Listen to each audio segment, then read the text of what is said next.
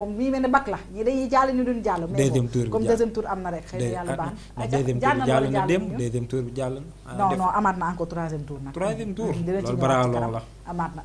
Abdou Khadre. xam nga di nga dem examen. nga def sa épreuve. mu leer na ne sur par exemple 20 questions yëpp tontu nga leen te tontu nga leen parfaitement nga ñëw sa copie ñëw ñu ne la may nañ la 5 da nga naan mënul nekk. correcteur bi def na erreur c'est le cas de T3B. D'accord. Tout ce qu'il y avait à faire def nañ ko parfaitement kii lii daaw di wax premier tour. boobu bi ñu noppee on a même été appelé par le ministère bu ñu wax ne déposer ngeen mais y a tel document à compléter faites-le et faites-le comme tel. Je crois que démb le porte-parole du ministère de la charge de la communication wax na ko ne bi ñu njëkkee publier la première liste après manquement yi nga xam ne ñoo am si ñi nga xam ne jàlluñu on les a informés parfaitement pour wax leen fan la ñuy jaar foofu noonu jaar nañ fa ba ñu def les vérifications nécessaires ñu toog di xaar mais ba liste bi génne mais tout le monde a été surpris. C'est après effectivement d'autres surprises pour des cas insoupçonnés yoo xam ne ils n'ont pas été sélectionnés. Genre Dakaractu. Tu vois donc am na ñoo xam ne ils ont fait leur preuve dans la presse ils ont fait preuve de sérieux de responsabilité d'orthodoxie ñooñu boo ñëwee nga ne leen attendez vous sortez ben c'est compliqué sauf que nga wax leen lan moo nekk manquement yi parce que boo nekkee ci jubbanti parce que jubbanti aussi dafay ànd ak communication boo fixer les critères ba nga teg ko ba mu leer nañ nga woo les acteurs ne leen jaar leen ci lii critères yi respecté leen ko bu ñu demee ba ci cappaandaw ga nga génnee sa résultat am ñoo xam ne jàpp nañu respecté woon nañ critères yi nga gis ne dugaluñu leen si mais ne leen yow duggoo parce que lii moo manqué avant publication mais c'est-à-dire waruñu publier comme si wuy def délibération bac man amoon na fi quoi waruñu publier te peut-être ñi nga xam ne bokkuñu moo ne ko yëg je veux dire quoi bien avant publication c'est possible loolu c'est-à-dire loolu moo tax ñu bëri seen xel tey ci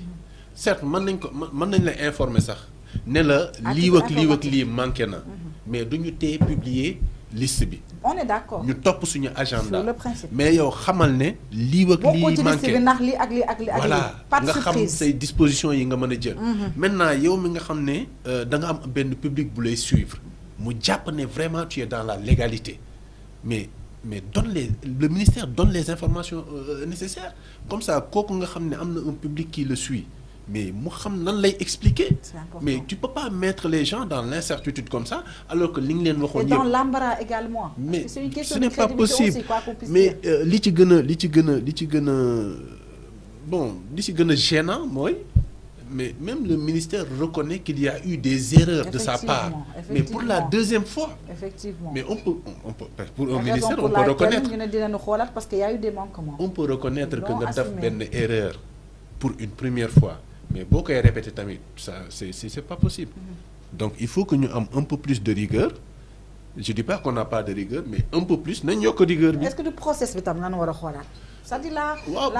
moi personnellement ce qui me dérange mooy cette manière d'être au courant avec tout le monde la presse même elle est au courant avec tout le monde que tu es conforme ou tu n'es pas conforme quand Oui. je parle d'embarras mais yow da ngay nekk ci média mais bu liste bi génne dañ lay woo di la laaj bu baax bi la wala bokk mais justement c'est là déjà pour man à la base tu devrais être au courant de ce qu'il en est d'avoir les informations pour que yow nga mën a répondre comme tu l'as si bien dit mais justement parce que affaire yi dafa war a am transparence parce que bu ñu nee par exemple on entend Dakaractu dire que ñun information yëpp dugal nañ ko mais on s'est rendu compte que suñu ay information dafa am ñu ci retiré effectivement c'est un mais journaliste yi ñu bindoon bu dee nekkatul dëgg ci la plateforme bi bu dee dëgg la nul ne peut enlever ces informations là ku dul ñi nga xam ne ñoo yore plateforme bi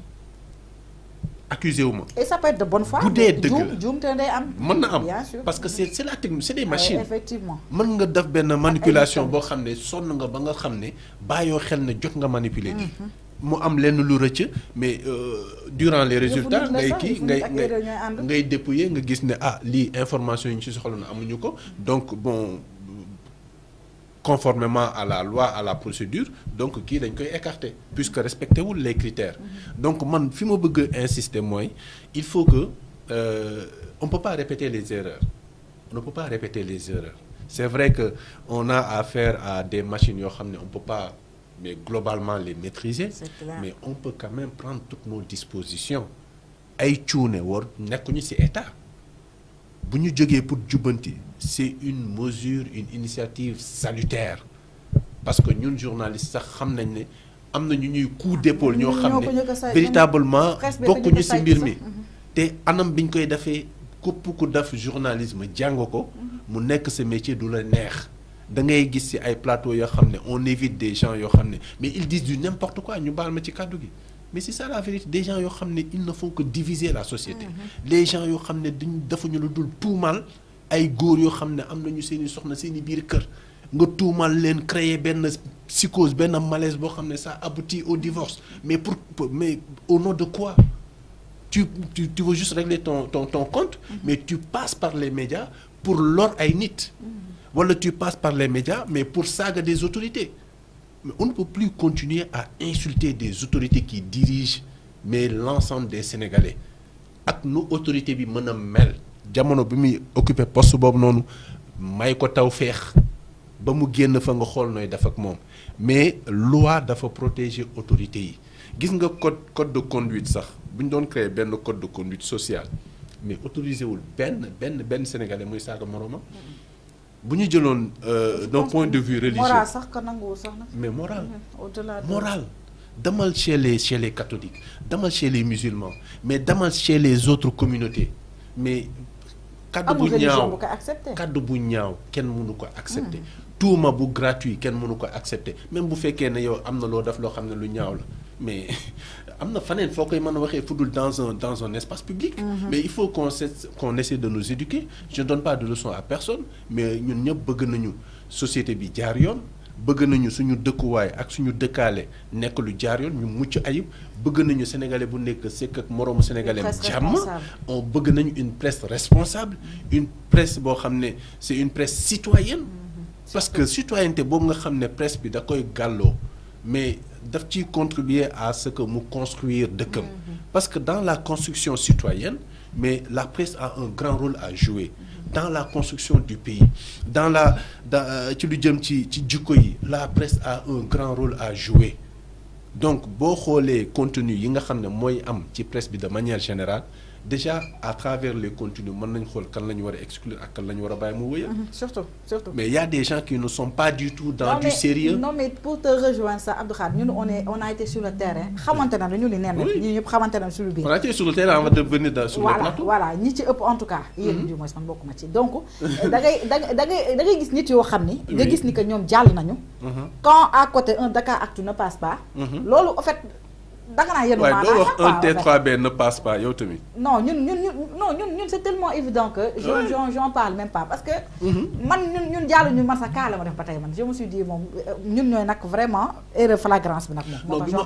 bi mu amee dès hier dans la soirée on a été en contact avec le ministère.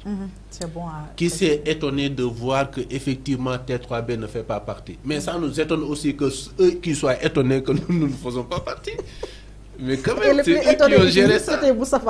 oui c'est eux qui ont géré ça donc moo tax foofu ma ne rigueur bi je sais qu'ils sont de bonne foi surtout bëgg nañu jubal bëgg nañ aider la communauté de la presse à ce que seen secteur bi mu nekk un secteur assaini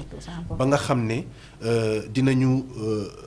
doxal liggéey bi du am désinformation du am ku jóge fee ñëw pour régler ay comptam di ko jaaree ci ay journalistes di ko jaaree ci ay plateformes journalistiques mais ñu fexe ba la ñu xamoon ci journalisme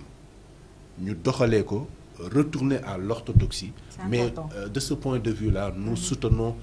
totalement l'État du Sénégal et nous les accompagnons mais nañu am rigueur nañ ko jaarale ci yoon surtout et je pense que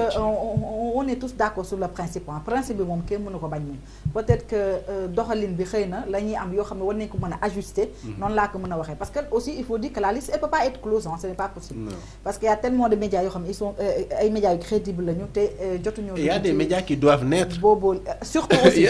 aussi on en parlait hier mais c'est vrai le cycle ne peut pas s'arrêter donc on peut pas faire ah yow sa bos di dugg ah sama nijaay juddoo yow sa bos noo ko naa tuddee sax man naa ko yee maa fekkee borom kàddu gi. alors jigaal démb délibération bi yow déjà noo dundee délibération bi sax maanaam nag koo xam ne de moom fëgg na table yi. bon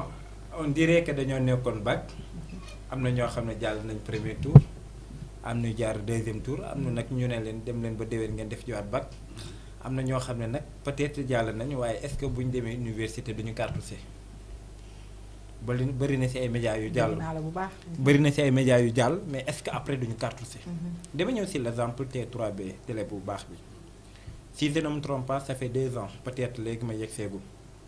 man grâce à T3B dafa am lu bëri lu ñu def ci ñun mooy côté professionnel